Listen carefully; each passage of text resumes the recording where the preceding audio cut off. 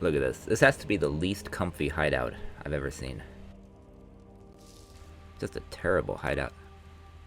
We're going to start our journey, though, with 100C. We're going to convert 100C meticulously via one strategy into 44 Divine, which is equivalent to a little bit over 10,000 Chaos.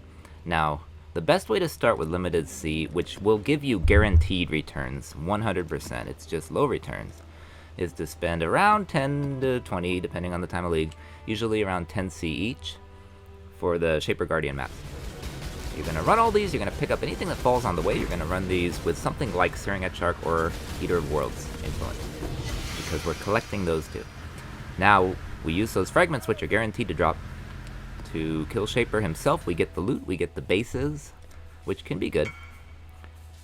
And probably most importantly, we get the fragment for Uber Elder, which will sell for about 0.7 Divine up to 1 Divine, depending on the time of league. Now we just run maps which will sustain themselves, and personally, there's a lot of ways to do this to generate guaranteed revenue, but I'm just gonna utilize contested development and resource reallocation to make it much easier to make Locus of Corruptions. That's all we really care about, although Doriani's Institute is also very nice. And having a Locus with Doriani's will up the value. Of course, while we run these maps, we're also doing Edge Shark altars, some kind of Eldritch altars, and we're just grabbing whatever falls. Also, we go ahead and run Metamorphs as we see them because they're pretty quick to do, and they're just kind of on the way, and this way we can get Catalysts. As well as, of course, things like stack decks. And then if we see a Harvest, we run in and we grab Yellow Life Force because we will need this later. One of the higher value Life Forces, although they all have high value for different reasons. You can run them all. For this strategy, we're going to get Yellow. Okay, now we have a Temple to sell with a Locus, which will sell for like 1.8 Divine or so. It's just free small funds. And of course, the Incandescent Invitation, in this case, we're not going to run it. We're not target farming bosses. We're just getting small funds to start. So we sell these at least 1 Divine each, up to 1.1, 1.2 Divine. And then I went ahead and ran another Shaper. Of course, using all the same base 100C to start. Made another Temple. And on the way, got these stack decks and got this Wing Scarab. Wing Scarabs are very high value. This one is worth about 60C. So let's open these stack decks. Now, I'm not a big fan of typically buying stack decks as a gamble, but I also don't ever sell stack decks. I always open them when I get a bunch accumulated, because you never know. We're looking for that green flag, that white flag, if you're using my custom loot filter. Now, while we still have some money, we're going to buy these guys. These cards. Because you really can't lose with these cards, especially late league. I hope this doesn't change in the future. This is a Gem Cutter's Mercy. It costs like 60C if you buy all 3 already made. But if you hit Enlighten, it sells for a Divine. Empower, I think, sells for close to a Divine too. As a 1-0, you don't have to even level it. Pretty much you break even or you make money, but it's small amounts. Rings, amulets, and belts are fairly safe crafts and fairly cheap crafts, especially if you use fossil crafting. We're going to use a crystal belt and craft this, because we have enough money to do this now. Buy fossils, and dense fossils are like 1C each, sanctified are like 6C each. And then the resonators vary in price depending on the league. I think they're like 6C each right now. Prismatic 1C each. So we went through, we got all the fossils, we're going to load up the resonators. Sanctified, dense, prismatic, because we're trying to get a lot of energy shield. And we're trying to get resistances on this belt. And it's a crystal belt, it's not a Stygian Vice, which means it's an ES base. So it looks like it's all ready to go. But you have to be careful here, because we want to go ahead and buy a Crusader Orb first. It's not Crusader influenced. Don't want to forget that. Because that will now allow us to roll for this, but by the pure stroke of luck, I somehow managed to hit it on the slam.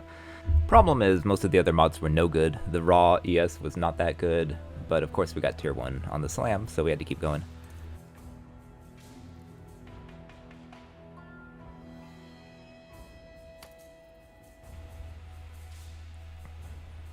ES good res, you know, percent ES, which is the Crusader mod. Alright, well here we go. We sold this guy. See, 60, that's what we basically paid. I think 58, we got lucky. So like, you hit the green, it's 50, you break even. You hit the blue, you make money. You hit the red, you make money. Depending on the time of league. While we're waiting for stuff to sell, we're going to go ahead and buy these guys Hands of the High Templar, because these can be corrupted up to 5 times. So we're going to try to hit 5 or 4 good implicits. First one did nothing. Second one did nothing. Third one broke into a rare. So this is normally what happens, right? So this is a high-risk gamble. Another high-risk gamble is rolling with Chaos Slams for a double +1 skills, or, and then, you know, Fire, Chaos, Cold, or Lightning skills. Double +1 skill amulet with Chaos Orbs with a Fractured. Pretty decent Stygian Vices or Crystal Belts will sell for like 5 to 10 Divine. So we now had 10 Divine in total, which allowed me to buy the Immortal. The Immortal here is, I got one for 9 Divine, and we're gonna take advantage of the yellow life force we harvested, the Vivid. 1 in 3 chance it doubles, 1 in 3 chance nothing happens, 1 in 3 chance it poofs away, and then you have to start over and start with the Shapers and start with the Temples. But we doubled it, which means now we've accumulated 20 Divine.